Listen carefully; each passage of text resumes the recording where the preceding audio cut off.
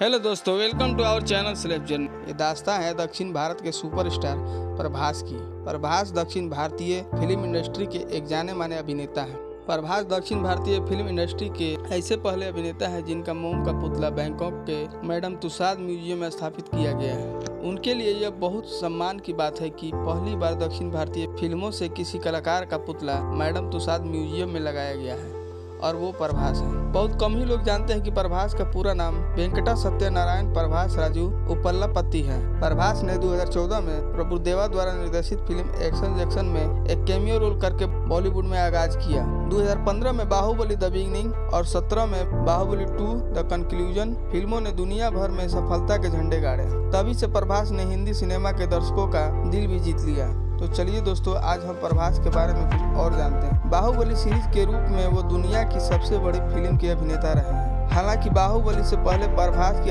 अधिकांश फिल्मों ने अच्छा बिजनेस किया है, परंतु फिर भी बाहुबली सीरीज प्रभास के फिल्मी करियर के लिए मील का पत्थर साबित हुई है। प्रभास एक बड़े फिल्मी परिवार से संबंध रखते हैं। इनके पिता तथा इनके बड़े भाई प्रमोद उपल्लापति भी दक्षिण भारतीय फिल्म इंडस्ट्री में एक बहुत बड़े प्रोड्यूसर हैं। इनके चाचा कृष्णन राजू उपल्लापति भी तेलुगु फिल्मों में एक सफल एक्टर है। प्रभास अपने भाइयों और बहनों में सबसे छोटे हैं। 2010 में प्रभास के पिता का देहांत हो गया और उसके बाद वे अपने भाई बहन और मां के साथ हैदराबाद में रहने लगे। फिल्म इंडस्ट्री में एक बड़े मुकाम पर होने के बावजूद प्रभास बहुत ही शर्मीले स्वभाव के हैं। हालांकि वे अपने दोस्तों के साथ घुल मिल कर रहते हैं। प्रभास का जन्म चेन्नई तमिलनाडु में 23 अक्टूबर 1979 को हुआ था।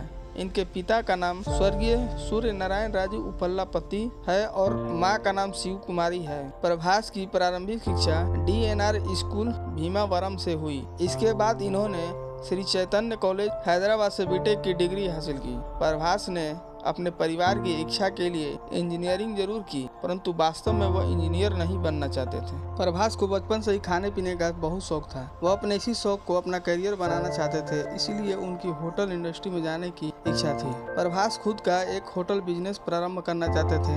अपने करियर के लिए उन्होंने योजना भी तैयार कर ली थी, लेकिन उनके चाचा कृष्ण राजू उपल्लापति ने प्रभास को फिल्म इंडस्ट्री में अपना करियर बनाने की सलाह दी। कृष्ण राजू उपल्लापति खुद भी दक्षिण भारतीय फिल्म इंडस्ट्री के एक बहुत बड़े अभिनेता हैं। उन्होंने प्रभास को न सिर्फ फिल्मों में करियर बनाने की सलाह दी, बल्कि इंडस्ट्री में पैर जमाने में उन्होंने प्रभास की बहुत मदद की। सन 2002 में तमिल फिल्म ईश्वर में प्रभास ने डेब्यू किया। यह फिल्म कुछ खास कमाल नहीं कर पाई, जिससे प्रभास को लगा कि कहीं फिल्म इंडस्ट्री में आने का उनका फैसला गलत तो नहीं है। उनके करियर की दूसरी फिल्म 2003 में प्रदर्शित राघवेंद्र तथा 2004 में आदावी रामुडू में काम किया। लगातार कई फ्लॉप फिल्म देने के बाद आखिर उनके करियर को एक बड़ा स्टार्ट मिला, जब 2004 में ही प्रदर्शित फिल्म वर्षम उनके करियर की बड़ी हिट फिल्म साबित हुई। इस फिल्म में त्रिशा कृष्णन उनकी नायिका थी।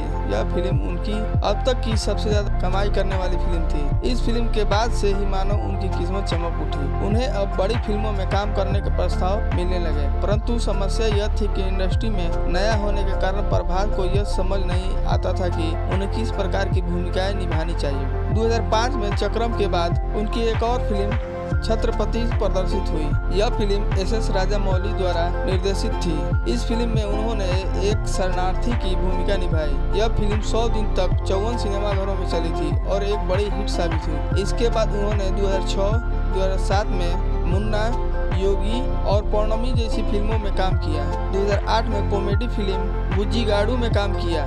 इसके बाद 2009 में उनकी 2 फिल्में प्रदर्शित हुई, बिल्ला और एक निरंजन। 2010 में प्रभास की एक और romantic comedy film darling I. 2011 में मिस्टर परफेक्ट, 2012 में बागी फिल्म में अभिनय किया। 2013 में मिर्ची फिल्म रिलीज हुई, जो कि राघव लॉरेंस द्वारा निर्देशित थी। फिर निर्देशक SS राजामौली के महाकाव्य बाहुबली द बिगिनिंग में प्रभास ने अपने शानदार अभिनय से महेंद्र बाहुबली और अमरेंद्र बाहुबली के किरदार को जीवंत कर दुनिया भर में इस फिल्म की सफलता के झंडे गाड़ दिए।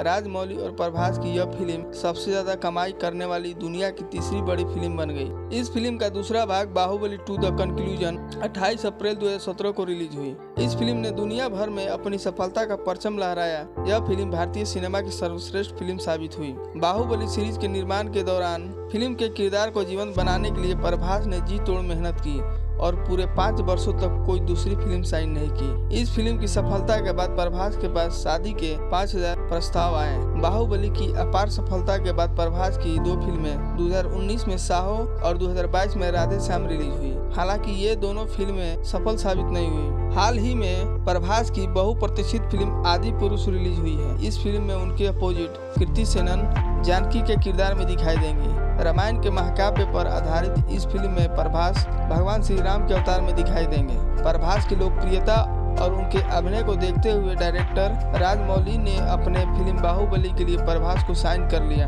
प्रभास के लिए बाहुबली महाकाव्य जैसी फिल्म करने के लिए बाहुबली अवतार में खुद को ढाल पाना आसान काम नहीं था। प्रभास को बाहुबली के चरित्र को निभाने के लिए स्वयं को एक विशाल ताकतवर शरीर, लंबे घुंघराले बाल वाले एक व्यक्ति का किरदार करना था, वो भी लगभग 5 वर्षों तक, जो कि बेहद ही मुश्किल था। प्रभास के लिए यह सब करना एक तपस्या की तरह था। उन्होंने अपना यह लुक 5 वर्षों तक कायम रखा और इस बीच उन्होंने किसी दूसरी फिल्म को साइन नहीं किया। बाहुबली के चरित्र में खुद को फिट करने के लिए प्रभास को इस दौरान एक कठिन ट्रेनिंग के दौर से गुजरना पड़ा। उन्होंने अपना वजन 30 किलो तक बढ़ाया। प्रभास की ट्रेनिंग के लिए 1.5 करोड़ रुपए जिम के उपकरणों पर खर्च किए गए, जिसमें मिस्टर वर्ल्ड 2010 रहे जिम ट्रेनर लक्ष्मण रेड्डी ने उन पर काम किया था। हालांकि प्रभास ने बाहुबली के लिए 5 सालों तक जो कठिन मेहनत की, उसका फायदा उनके करियर में हुआ।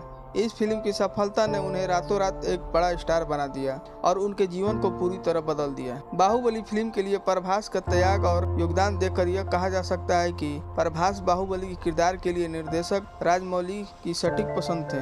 शायद उनसे बेहतर और कार्य के लिए समर्पित एक्टर उन्हें कोई दूसरा नहीं मिल सकता था। बाहुबली सीरीज के निर्माण के दौरान 5 वर्षों तक प्रभास ने ना तो कोई दूसरी फिल्म साइन की और ना ही किसी ब्रांड का एंडोर्समेंट किया। हालांकि उस दौरान उनके पास ब्रांड एंडोर्समेंट के कई अच्छे ऑफर भी थे, परंतु करोड़ों के उन ऑफर्स को प्रभास ने ठुकरा दिया और पूरी तरह से अपने फिल्म बाहुबली पर फोकस किया। हालांकि बाहुबली के लिए यह समर्पण भविष्य में उनके लिए वरदान साबित हुआ। इस फिल्म की लोकप्रियता का अंदाजा इस बात से लगाया जा सकता है कि फिल्म की सफलता के बाद बाहुबली केवल एक शब्द या फिल्म का नाम ना होकर एक ब्रांड बन चुका था। प्रभास के रूप में बाहुबली के कैरेक्टर को पर्दे पर देखकर मानो हर कोई बाहुबली बनना चाहता हो। एक विशेष डायलॉग जिसने पूरे देश में उन दिनों धूम मचा रखी थी, इस फिल्म की कहानी से प्रेरित था, कटप्पा ने बाहुबली को क्यों मारा? हर कोई एक दूसरे व्यक्ति से यही सवाल पूछा था, मानो यह प्रश्न कोई राष्ट्रीय प्रश्न हो। 2019 में रिलीज हुई 350 करोड़ की लागत से बनी फिल्म साहो ने वर्ल्ड वाइड 425 करोड़ का बिजनेस किया। यह फिल्म हिंदी, तेलुगु, तमिल और मलयालम 4 भाषाओं में रिलीज की गई। दक्षिण भारतीय सिनेमा के साथ साथ प्रभास ने हिंदी सिनेमा पर भी अपनी गहरी छाप छोड़ी है। आदि पुरुष के अलावा प्रभास की आगामी फिल्में सलार, प्रोजेक्ट के और स्पिरिट है। दोस्तों, मैं आशा करता हूँ कि आप सभी को यह वीडियो पसंद आया होगा।